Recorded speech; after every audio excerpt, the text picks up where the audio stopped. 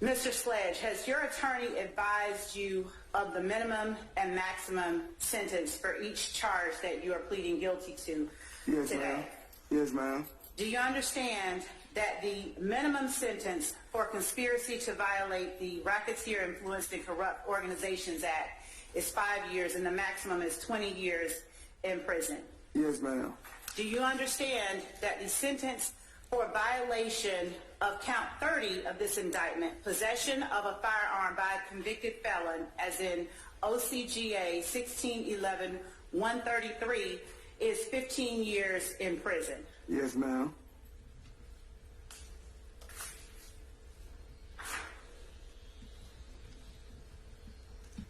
Do you understand that this is a negotiated plea of guilty? Yes, ma'am.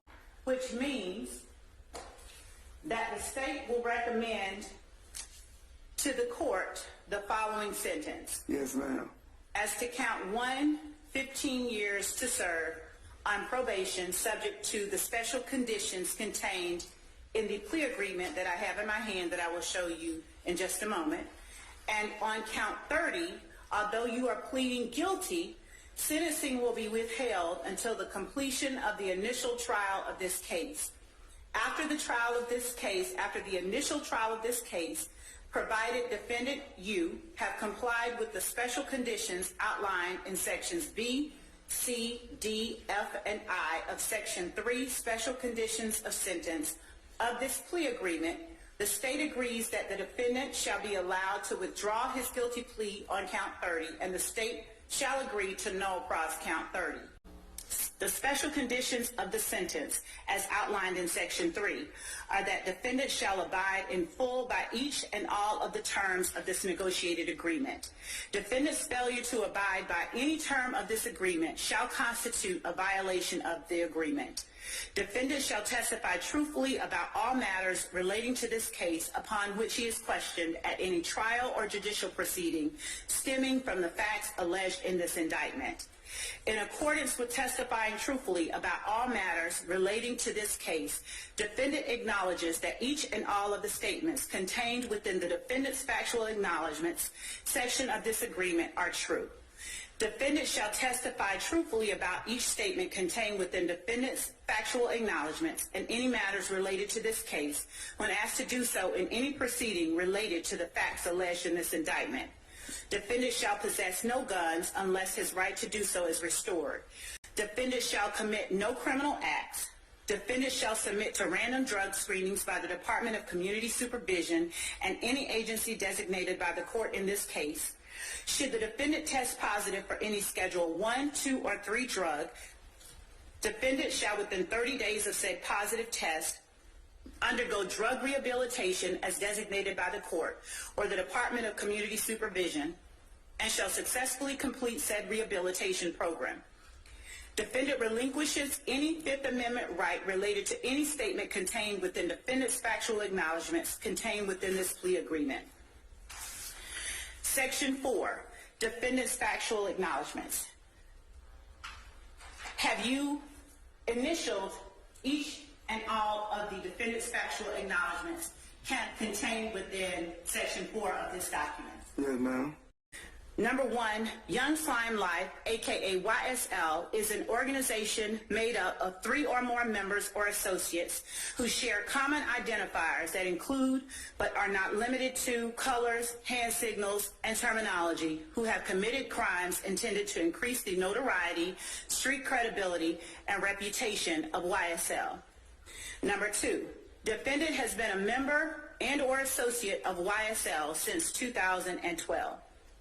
Number 3, while associated with YSL and to support and express loyalty to YSL, defendant and co-defendant Demikion Garlington and Quindarius Zachary appeared in a video with another person, AS, where defendant brandished a weapon used in a drive-by shooting, and where on behalf of YSL, defendant threatened to harm a person named Kel, a rival gang member, who had begun a relationship with defendant's ex-girlfriend.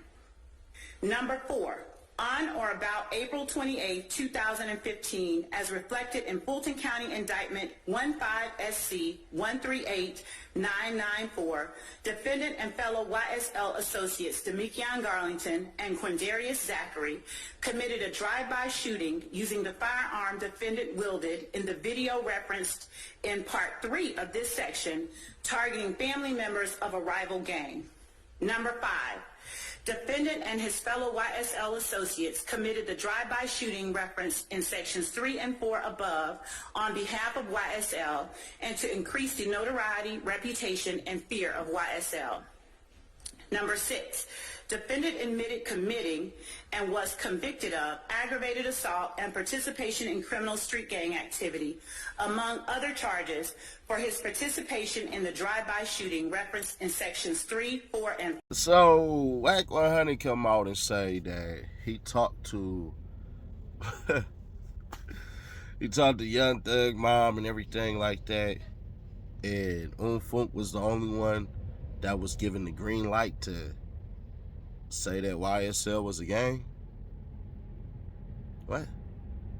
Folks' brother going home. So Jacoby is. You said Thug never going home? No, his brother. I was about his brother that just took the plea. Oh yeah, okay. Right. So Jacoby is under the. Who's DC Muto, please? So he Jacoby told him to take the plea. Yeah. So that's what Jacoby's saying because he told him to take the plea. That's not snitching. So is that snitching or not, Wack? No, he told him to take the plea because Listen. One second, just do Wack validated. You guys are crazy. Because he didn't want his mama to have both her sons doing all this time in prison. He told his brother to take the plea. Because Jacoby is so happy he could snitch. It was real, like that's. So what? Now the other niggas? Nah. Yeah, go on. Them other niggas, he had no idea Gunna and all them niggas. Hey, don't get caught in drugs. So Wack, so to the outside looking in, is that still snitching or not? Is that like from a street perspective? Send his brother home. He gonna tell you that. Okay. When he done with his sentencing, he gonna let you know who did what. So supposedly around the atmosphere is Young Thug family is displeased with everybody. So y'all got that part going where basically Thug ain't know nobody was gonna do everything like that and all this stuff and everything like that. And I'm gonna be honest, and I still get pissed about it because y'all all essentially was fall guys. That's what you're for. You had no other reason to be around Thug because y'all couldn't make him $1. So it should have been little low-level cats that should have been taking the charges, but whatever. That's how you know sometimes the code ain't how it's supposed to go. You need to test these losers and see if they can ever be winners. But that's a whole nother story for a whole nother day. But one of the things is, I was going to drop another video, but I'll probably just do it at another time or talk about it on the live stream, is this whole entire notion of Young Thug is supposed to say who's ratting and who's ratting, when that's stupid, where Young Thug actually can't say nothing until basically his whole entire ordeal is over. If Young Thug mess around and get, let's say, 3 years in probation, he can't say nothing until probation is done. And I'm going to explain to y'all real quick why. And we just going to use Georgia law because I'm the hood lawyer. That's what we do.